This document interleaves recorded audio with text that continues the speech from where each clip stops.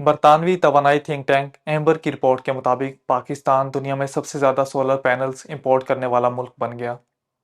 2024 में दुनिया के दीगर ममालिक की निस्बत पाकिस्तान ने सबसे ज़्यादा 70 गीगावाट सोलर पैनल्स इंपोर्ट किए। एम्बर की रिपोर्ट के मुताबिक ये सब कुछ हैरानकुन तौर पर किसी आलमी सरमायाकारी, कौमी प्रोग्राम या किसी बड़े मंसूबे की मुनज़्ज़म कोशिश के तहत नहीं बल्कि सार्फिन की ज़ाती कोशिशों की बदौलत मुमकिन हुआ।